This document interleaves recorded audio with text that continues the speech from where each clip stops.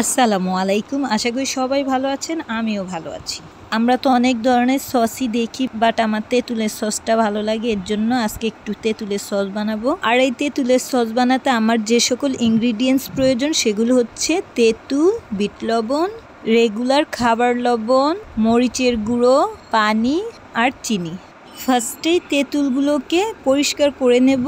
আমরা যদি গাছের থেকে ডাইরেক্ট তেঁতুলগুলো পেড়ে ইউজ করি তাহলে সেই ক্ষেত্রে পরিষ্কার করা লাগবে না, পানি দিয়ে ওয়াশও করা লাগবে না, কারণ উপরের খোলসটা ফেলে দিলে ভিতরে পরিষ্কার তেঁতুলটাই পাওয়া যায়। বাট আমরা যদি বাজার থেকে এগুলো কিনে আনি তাহলে এটা ভালো করে পরিষ্কার করে দেন ওয়াশ করে নিতে হবে, কারণ এইগুলো যখন বিক্রি করার উদ্দেশ্যে গাছের থেকে পাড়া হয় তখন তেঁতুলগুলো পেড়ে এগুলোর উপরের খোলসগুলো যেমন তেমন করে খুলে বাজারে বিক্রি করে, আবার বালি টালি লাগে। এর জন্য এটা ভালো করে পরিষ্কার করে নিতে হবে, দেন পানি দিয়ে ভালো করে ওয়াশ করতে হবে। এই যে আমি এতটুকু তেঁতুল নিয়েছি, এখন এটাকে ভালো করে পরিষ্কার করে কয়েকবার পানি দিয়ে ওয়াশ করে নেব। যেহেতু আমরা বাজার থেকে কিনে এনেছি এর জন্য এটাকে ভালো করে পরিষ্কার করে দেন ওয়াশ করে নেব। আমাদের ঘরে মেক করা এই তেঁতুলের সসটা আমার খুবই ভালো লাগে। এমনিতে বাইরের সসগুলো আমি তেমন প্রেফার করি না, অ্যাকচুয়ালি কোনো সসই আমার ভালো লাগে না, শুধুমাত্র এই তেঁতুলের সসটাই আমার একটু ভালো লাগে আর কি। আর এই সস মেক করা খুবই ইজি। আমাদের হাতের কাছে যে সকল ইনগ্রিডিয়েন্টস আছে সেগুলো দিয়ে এই সসটা মেক করা যায়। এখন তেঁতুলগুলোকে আমি ভালো করে কয়েকবার পানি দিয়ে ওয়াশ করে নিচ্ছি। একটা জিনিস খেয়াল রাখতে হবে, সেটা হচ্ছে যখন আমরা তেঁতুলের বিচিগুলো তেঁতুল থেকে আলাদা করব তখন সামান্য পরিমাণ পানি দিয়েই এটা ছাড়িয়ে নেব, কারণ যেহেতু আমি এখানে তেঁতুলের টক বানাচ্ছি না, সস বানাচ্ছি, তাই এর থিকনেসটা একটু বেশিই থাকবে। আর যদি তেঁতুলের টক মেক করতাম তাহলে সেই ক্ষেত্রে এর থিকনেসটা অনেকখানি কম হইতো, মানে এটা একেবারেই পাতলা হইতো।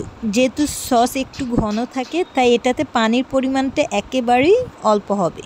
আমি এখানে তেঁতুল থেকে তেঁতুলের বিচিগুলো আলাদা করে ফেলেছি।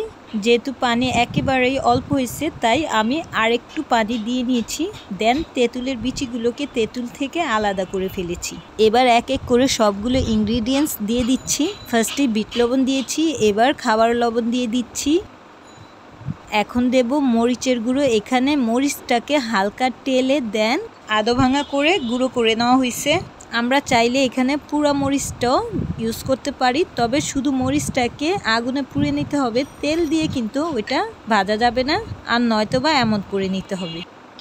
তবে এটা দিলেই বেটার হয় আমার মনে হয়, এর জন্য আমি এটাই দিয়ে নিয়েছি।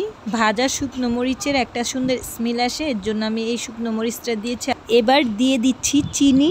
এখন ভালো করে নাড়াচাড়া দিয়ে নিতে হবে, কারণ সবগুলো ইনগ্রিডিয়েন্ট যাতে ভালো করে মিক্সড হয়ে যায়। আর সসটা যেহেতু আমি একটু ঝালঝাল করবো এর জন্য মরিচের পরিমাণটা একটু বাড়িয়ে দিয়েছি। এই সস এমনিতে খেতে যেমন ভালো লাগে ঠিক তেমনি ফ্রাই জাতীয় যে কোনো কিছুর সাথে এটা দুর্দান্ত লাগে। সসটা বানানো আমার কমপ্লিট। এখন একটু চেখে দেখব সব কিছু ঠিকঠাক আছে কিনা। না, সব কিছু ঠিকঠাকই আছে, খেতেও খুবই টেস্টি হয়েছে। আমার তো এটা খুবই ভালো লাগছে, আপনারা একবার ট্রাই করবেন। আই হোপ আপনাদের কাছেও ভালো লাগবে। আজকের জন্য বিদায় নিচ্ছি, আর ভালো লাগলে আমাকে লাইক, শেয়ার, কমেন্টস এবং সাবস্ক্রাইব করে সাপোর্ট করবেন। ধন্যবাদ সবাইকে। আল্লাহ হাফিজ।